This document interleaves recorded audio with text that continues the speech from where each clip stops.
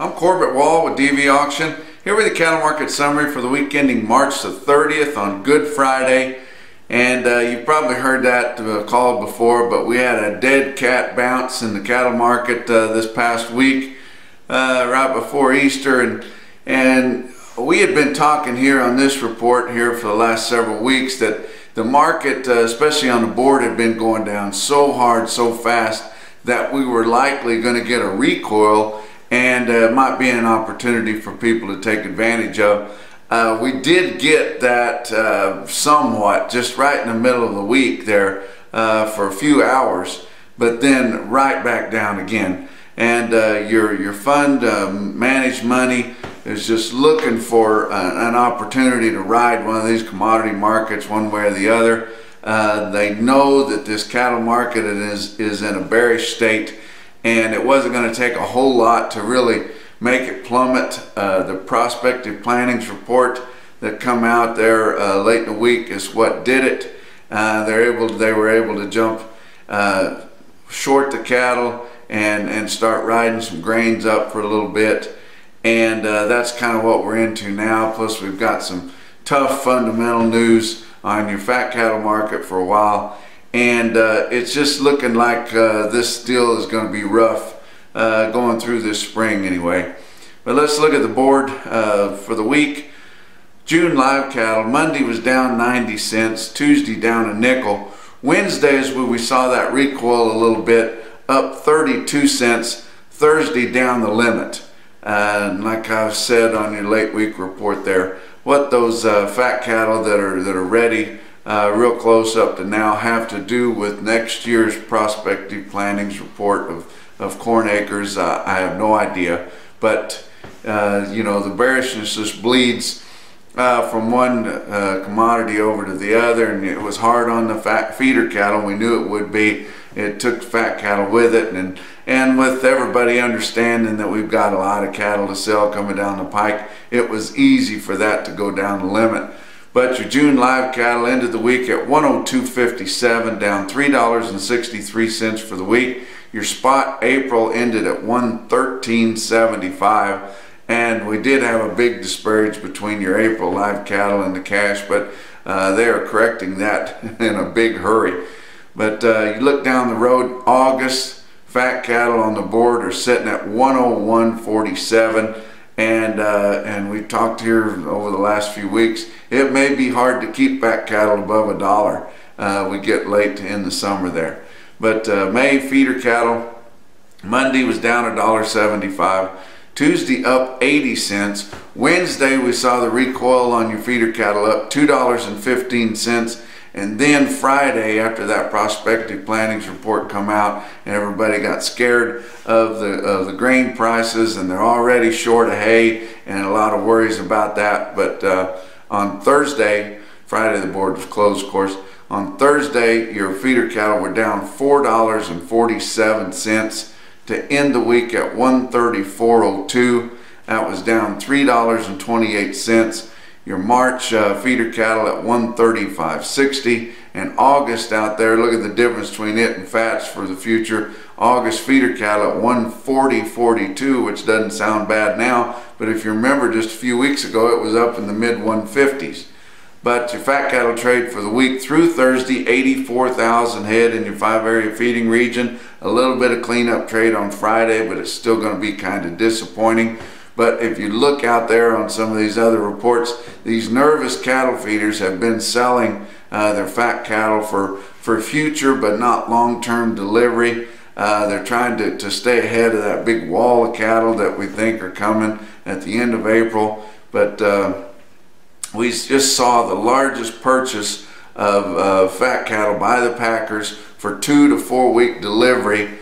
It's the second largest that we've seen since they started keeping track, and that was over about 8 years ago. So that's going to make things worse as you look and you see that a lot of guys have been selling cattle for 2 to 4 week delivery. As we start to approach that wall of cattle, it's going to be that much easier for the packers to have the leverage and take advantage of the market.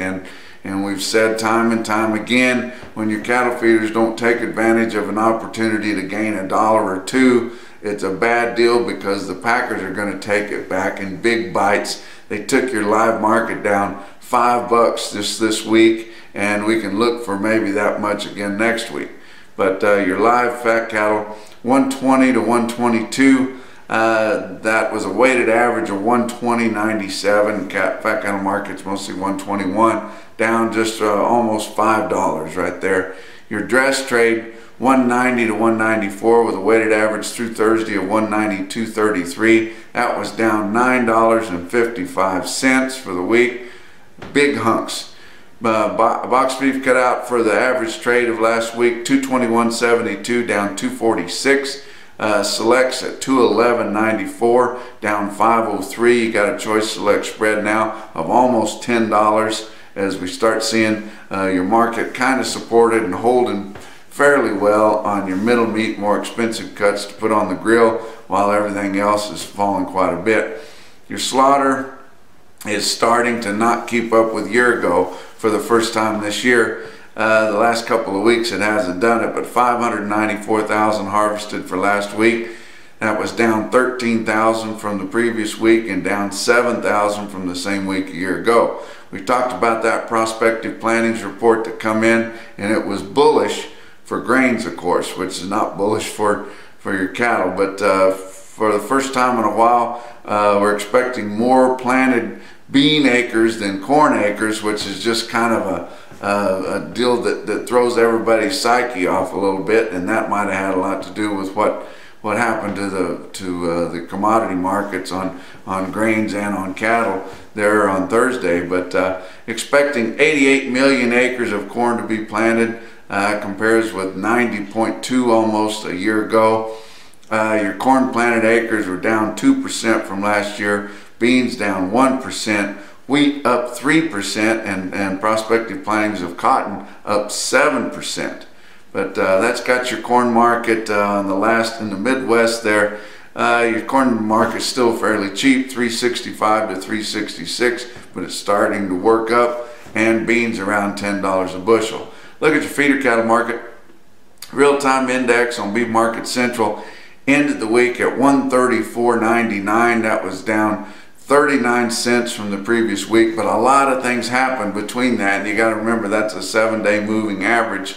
Your cash feeders in your sale barns for last week was unevenly moving, but ended up $3 to $5 lower. If you remember, our big volume early markets last Monday were quite a bit lower, just trying to catch up with the losses we saw the previous week.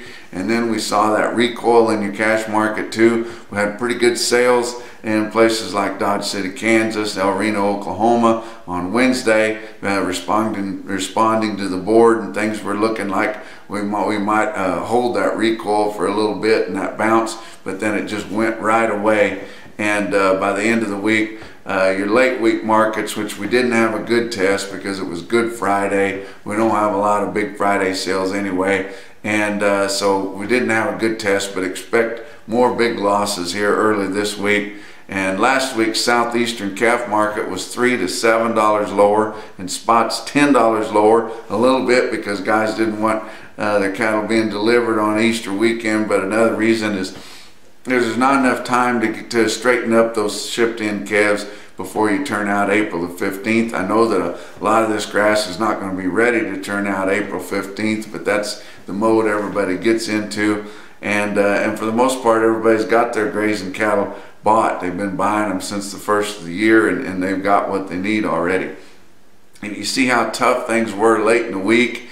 In South Coffeyville, Oklahoma, they had some mixed colored, kind of oaky type on the plain side cattle there. Yearling steers, 58 of them, weighed 866, brings us 123. That's probably what we're looking for early this week about that. But the radios must not be working out in the sand hills in Nebraska. Of course, they think that they've got such ready availability of feed, and they've got the best cattle in the country, which they do. But still, 41 steers at Burwell, Nebraska, weighed 608 and bring 182 1/4.